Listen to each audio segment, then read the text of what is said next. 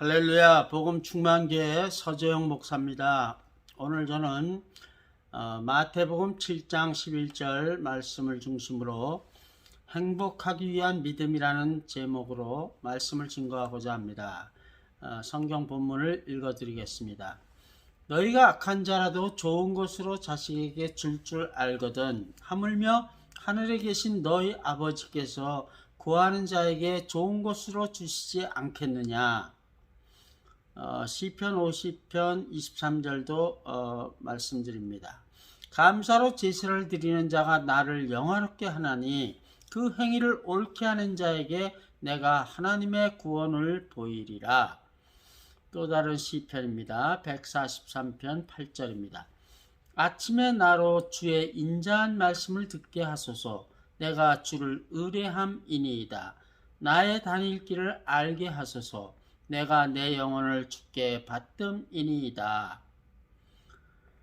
아침마다 여러분은 기도로 시작하고 있습니까? 아니면 6시네 늦게 일어났네 하면서 정신없이 화장실로 달려가서 세수하고 입 닦으면서 시작하십니까? 이렇게 사는 것이 사는 거냐 하면서 행복하게 살고 싶다고 생각하기도 합니까? 그렇다면 성도 여러분, 언제 행복할 수 있다고 생각하십니까? 첫째, 환경이 좋아진다고 확실히 행복해지는 것은 아닙니다. 어떤 사람은 돈이 많으면 행복해질 것이다 라고 말합니다. 혹은 대학만 졸업하면 행복해질 것이다, 좋은 직장을 다니면 행복해질 것이다, 건강해지면 행복해질 것이다, 애들만 다 결혼시키면 행복해질 것이다, 스위스에 가서 살면 행복해질 것이다, 세계 일주하고 다니면 행복해질 것이다 라고 말합니다. 그런데 그렇게 하면 얼마간은 행복은 느낄 것입니다. 그러나 영원하진 않죠. 두 번째로, 미래는 행복해질 것이다 라는 생각은 착각입니다. 지금은 힘들지만 내년에는 아무런 문제 없이 잘 살고 행복해질 것이다. 이게 가능한 일일까요? 문제없는 삶은 없습니다. 산 넘어 산입니다. 문제없는 사람이란 오직 무덤에 누워있는 사람뿐입니다. 세 번째로, 행복은 하나님께 감사하며 베푸는 자에게 주시는 기쁨입니다. 행복은 행복해지로 마음을 먹을 때 가능합니다. 사람들은 환경이 좋아지면 행복해질 것이다, 미래는 행복해질 것이다 라고 생각하고 살지만 결론적으로 말한다면 아닙니다. 현재 내가 처한 상황에서 기쁨을 누리면 행복한 것입니다. 그 기쁨은 하나님이 주셔야 참 기쁨입니다. 힘들고 고통스러울 때 기쁨을 누리려면 행복하기로 마음을 먹어야만 가능합니다. 어떻게 그런 마음을 먹을 수 있을까요? 마태복음 7장 7절 및 11절에 언급된 좋으신 하나님에 대한 믿음을 가지면 그런 마음을 먹어 행복하실 수 있습니다. 구하는 이마다 얻을 것이요, 너희가 악한 자라도 좋은 것으로 자식에게 줄 알거든 하물며 하늘에 계신 너희 아버지께서 구하는 자에게 좋은 것으로 주시지 않겠느냐. 하나님은 구하는 자에게 주시는 좋으신 하나님입니다. 우리가 하나님께 행복하기를 구하면 하나님은 주십니다. 하나님께 구하면 주신다는 것이 행복하기 위한 믿음이죠. 그러면 과연 무엇이 행복이고 그 행복은 어떻게 구해야 할까요? 감사할 줄도 모르고 무엇이 행복인지도 모르는 어떤 소년에 대한 이야기를 하나 말씀드립니다. 어떤 아이가 홀어머니에게 바이올린을 좀 사달라고 했습니다. 어머니는 경제적 형편도 좋지 않고 아들에게 자립심도 길러줄 겸 아들 용돈에서 한 달에 5불씩 석 달을 목욕하고 자기가 70불을 내서 85불짜리 에스타 브랜드 스톤지용 비기너 바이올린을 하나 사줬습니다. 아들은 처음에는 바이올린을 조심스럽게 다루며 잘 배웠습니다. 그렇게 약속했습니다. 그런데 그 약속은 오래가지 않았습니다.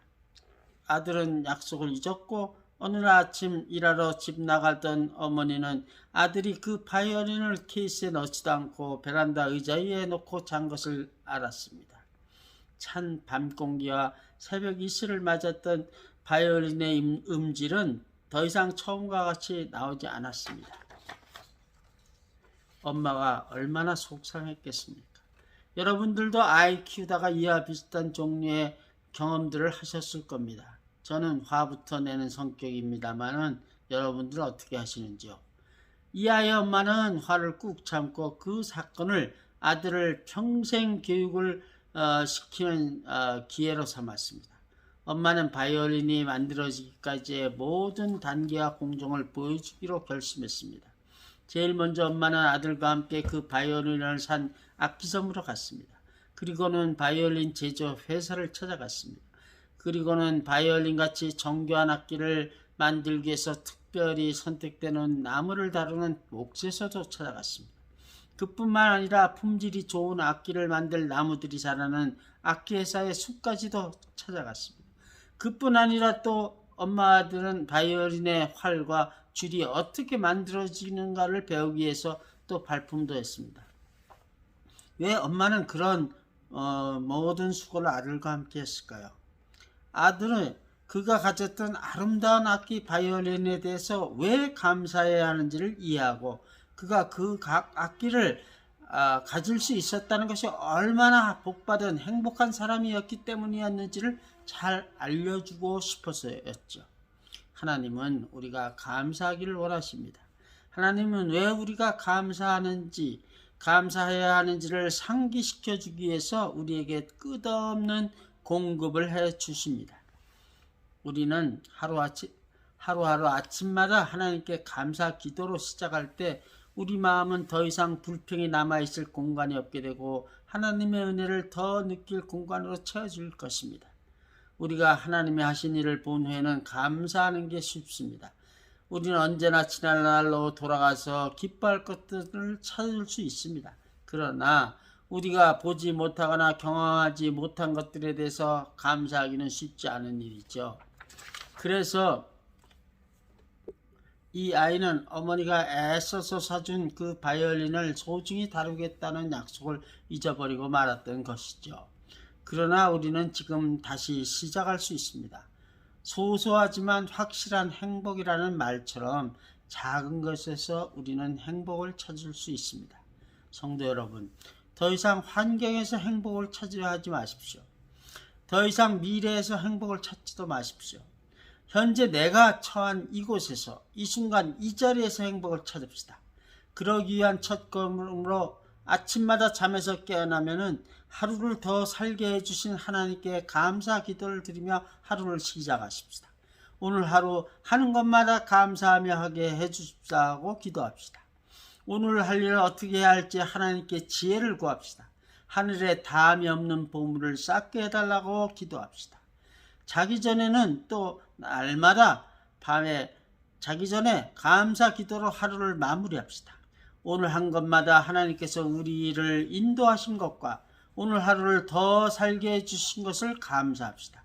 감사로 제사를 드리는 자가 나를 영화롭게 하라니, 하나님을 영화롭게 하나니 그 행위를 옳게 하는 자가 하나님의 구원을 보는 것입니다. 감사로 제사를 드리는 사람은 매일매일을 천국의 보물을 쌓으며 사는 사람입니다. 너희 소유를 팔아 구제하여 낡아지지 않느냐는 주머니를 만들라.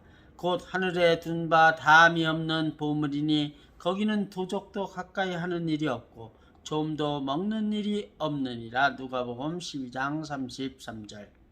우리 모두 그 보물을 어떻게 천국에 쌓을까 하며 날마다 기도하며 하나님께 지혜 주시는 대로 쌓으십시다. 매일 아침 저녁을 그렇게 기도하며 우리의 보물을 천국에 쌓아 담이 없는 보물로 쌓으며 사는 것이 하나님께 바로 감사로 제사를 드리며 그 행위를 옳게 하는 흠없는 자로 사는 것입니다. 성도 여러분, 현재 내가 처한 상황에서 기쁨을 누리면 행복한 것입니다. 그 기쁨은 하나님이 주시는 기쁨이야 참 기쁨입니다. 그 기쁨은 감사하며 살 때 주십니다. 감사하며 살 때 우리는 하늘의 보물도 쌓아놓을 수 있습니다. 하늘의 보물을 쌓아놓을 때가 가장 기쁘고 행복한 것입니다. 그것이 복받는 삶입니다. 오늘 주일 예배에 참석한 모든 성도들마다 행복은 좋은 것으로 주시기를 원하는 하나님께서 반드시 주실 것임을 믿고 아침마다 감사로 시작하여 하늘에 담이 없는 보물을 쌓고 저녁마다 감사하기로 기도를 마무리하여 행복하게 살기를 주님의 이름으로 축원합니다. 아멘. 오늘 말씀 제목은 행복하기 위한 믿음이었습니다. 복음충만교회 서재영 목사였습니다.